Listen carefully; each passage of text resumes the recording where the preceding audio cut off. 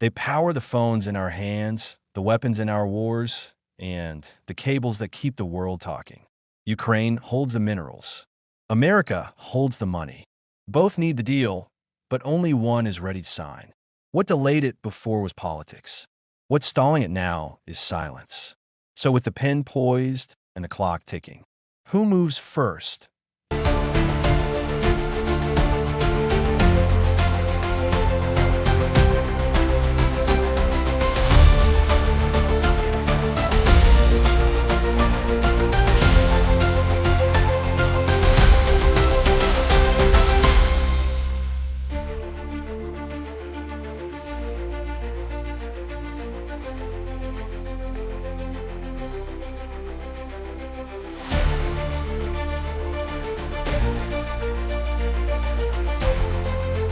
Ukraine stands on the precipice of finalizing a long-awaited minerals deal with the United States, potentially reshaping resource politics in Eastern Europe. A senior Ukrainian official has exclusively told the BBC that Ukraine is ready to sign the minerals deal with the U.S. today, and timings now depend on how ready the American side is. This economic partnership has been months in the making, designed to develop Ukraine's vast natural resources at a critical time for both nations. Ukraine's Deputy Prime Minister Julius Verodenko is already en route to Washington to seal the agreement. The path to this moment hasn't been smooth. An earlier version was scheduled to be signed in February, but plans dissolved following a public disagreement between President Trump and President Zelensky in the Oval Office. Now, as Ukrainian Prime Minister Denise Hall confirms, they are working on the final details with American counterparts, expressing hope the deal will be signed within 24 hours. We are working on the final details with our American colleagues. After that, there will be signing of 2 more technical agreements about creation of the fund, its financing and filling.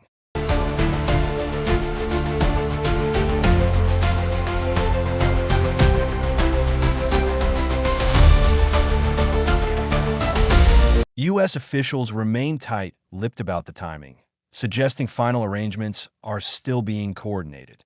The minerals deal represents a significant pivot in Trump's approach to Ukraine support, linking economic interests directly to continued backing of Kyiv defense efforts.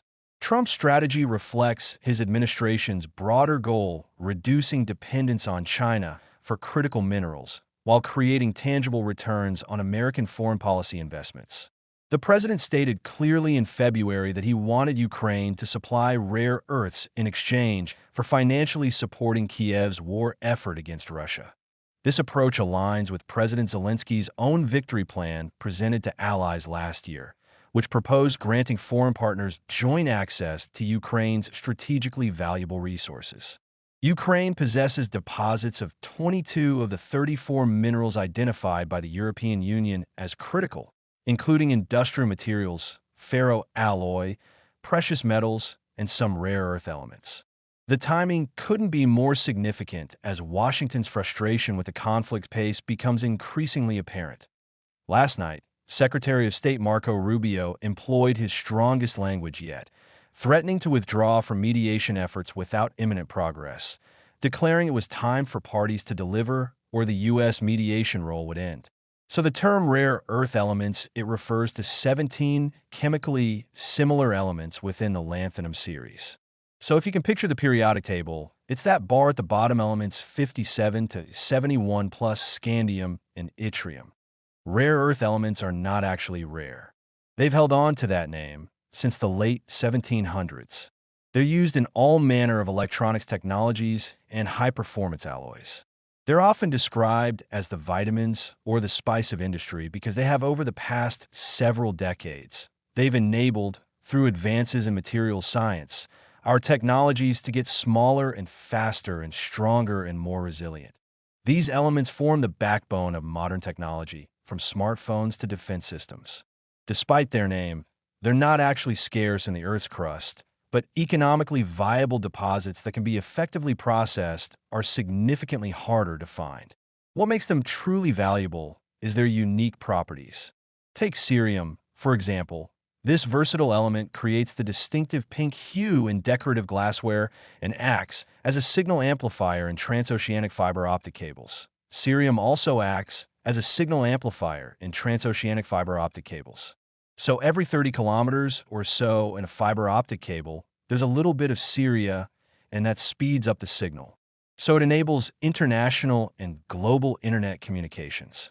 That very same red pigment and zinc signal amplifying property makes cerium a very important element that's used in lasers that are used for everything from surgical applications to guidance systems for missiles and smart bombs.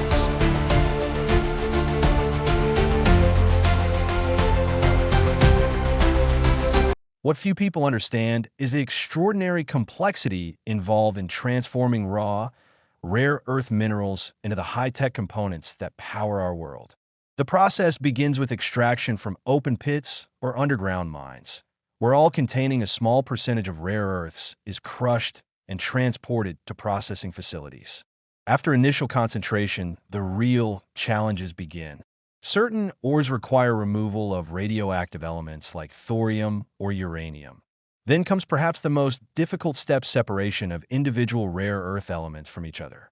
So there's a big difference between a geological deposit that contains a lot of different rare earth elements underground and the end users that we see ubiquitous in our technologies and infrastructures all around us. And a lot of that comes down to the challenges of separating and processing and refining these elements.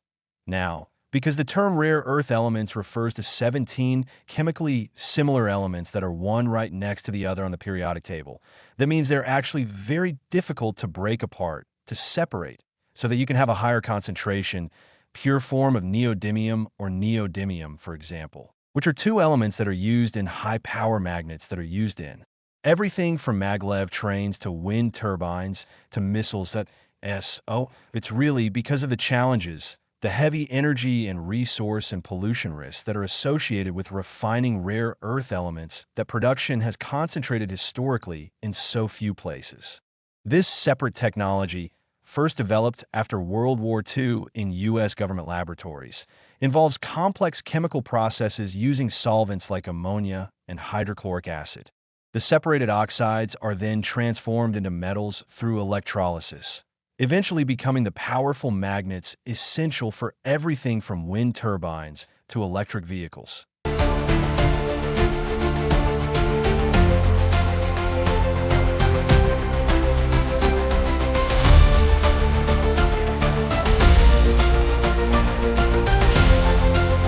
China currently dominates the global rare earth industry, accounting for approximately 60% of mining and a staggering 90% of processed rare earths and magnet output. This concentration of production hasn't happened by accident. Rare earth elements are not rare. They're actually relatively common in the Earth's crust. But places that have the energy and the regulatory framework that is amenable to lower-cost processing and refining, which is to say with greater social and environmental risk, those in the latter part of the 20th century became few and far between. And that's why over the latter part of the 20th century and into the early part of the 21st century, production left the West and concentrated in China.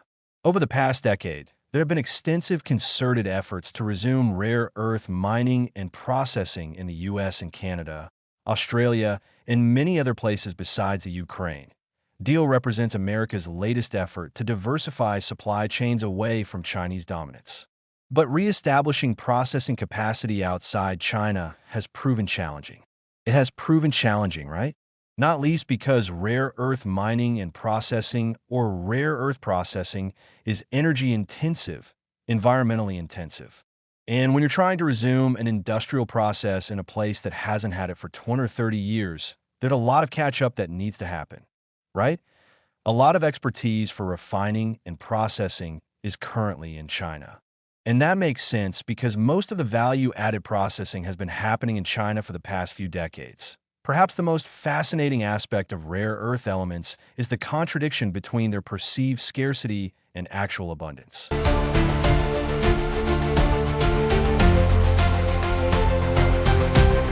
Their name itself creates misconceptions because rare earth elements are not rare, but they have this name rare, right?